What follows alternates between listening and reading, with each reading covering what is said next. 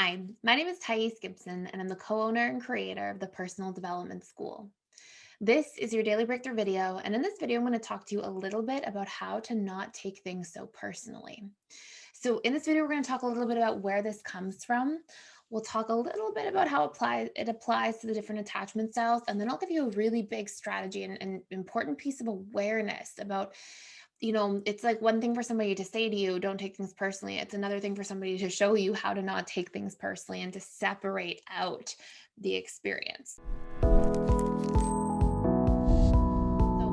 I'll dive into all that with you. Before I do, we have our With You coupon code in the description box below for 25% off 3, 6, 12 month memberships to the school. And there's a full money back guarantee. So check that out.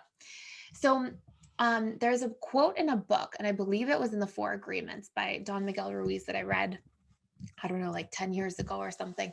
And a beautiful book. I recommend the book, a really easy read, really profound, lots of little wisdom bombs in there. It's a wonderful book. And I remember the line, and I actually reread this line so many times, it's like ingrained in my mind. But I remember it saying, taking things personally is the ultimate expression of self centeredness because it's the assumption that everything revolves around you. And I remember being like, whoa, and sort of like having to put that into perspective for a moment. And that's essentially what happens is we make meaning out of the things happening to us. And this is the root reason why we take things personally. It's not like we're just taking things personally and just go repress that and just try to stop doing it. We have to first understand when we're trying to stop things and patterns that are not serving us, we have to understand what they are. It's like the idea that you'll hear sometimes of people saying, well, if you can't measure something, you can't change something. That same kind of concept applies to emotional challenges we face. We have to isolate what the emotional challenge is. We have to know very clearly what it is in order to be able to transform it. So when we look at an experience, right, people are going to do the things they're going to do. Now, let's pretend that I'm in a relationship and that person comes to me and says something that I might find offensive. And maybe they don't mean anything by it. Maybe it's just sort of an off the cuff comment. Well, what matters is what I make that comment or behavior mean about me. If I make it mean that, oh, I'm a terrible person, if I make that mean that I'm unlovable, let's just look at like if somebody, forgets to text you back. If you turn around and go, oh my God, they're losing interest, I'm going to be abandoned, I'm going to be alone. That's how you're personalizing things. We personalize things by giving them personal meaning.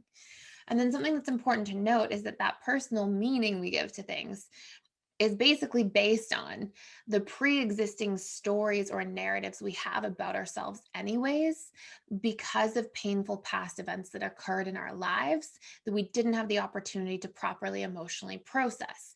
So if you don't have a story, for example, that, like, let's say in my personal relationship now, my romantic relationship, let's say that um he forgets to text me back.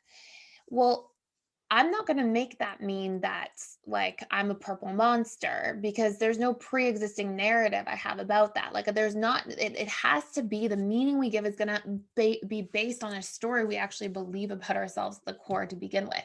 So if I have this, let's pretend horrible belief that says I'm unlovable, what do you think I'm going to make the not getting a text back mean? Well, probably something related to that. And so personalizing things, when we want to change that, we first have to identify the meaning we give to situations because it's an absolute injustice, especially if somebody's actually treating us poorly. It's not just like, oh, somebody forgot to text.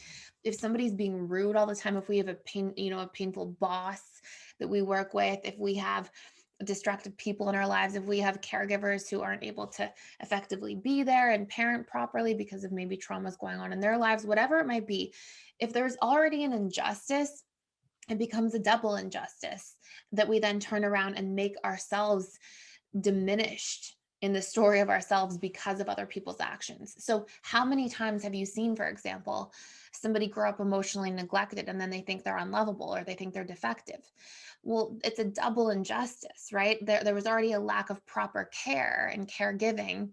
And then that person derives a narrative from that and goes, oh, there must be something wrong with me that I didn't get proper care. I must be not, very lovable or a likable person. And that's where taking things personally hurts so much. And that's how it actually happens. And so, what we have to start doing is looking at our lives and where we're feeling bad and we notice that we're personalizing things. We have to deconstruct and understand what that meaning is we give to situations. And then we have to use our conscious mind to question the subconscious belief that we've been imprinted with and to really like hold it in the light and see if it stands up. And then we can do things to reprogram it and all that kind of stuff as well. But that is the difference between personalizing something and not. So it's not like a random thing that you just have to repress or stop doing. There are actually tools to be able to see it, to understand it, to deconstruct it, and then to do reprogramming on it further. So, a starting exercise, if you find that this is something you're struggling with, and what I highly recommend is to every single day when you feel like you're getting frustrated by an interaction with a coworker or a conversation with a friend or something in your relationship with your loved one, whatever it might be, if you find yourself being frustrated, ask yourself, am I personalizing this dynamic? And if I am, what kind of meaning am I giving to it that hurts so much? And then you can do reprogramming on that meaning. You can have conversations about that meaning. You can set boundaries. You can express your needs. There's a million ways of dealing with it. But we first have to be able to really properly and effectively identify what that problem is in order to create transformation. So hopefully that makes lots of sense. Thank you so much for watching. Please like, share, and subscribe, and I will see you in the next video.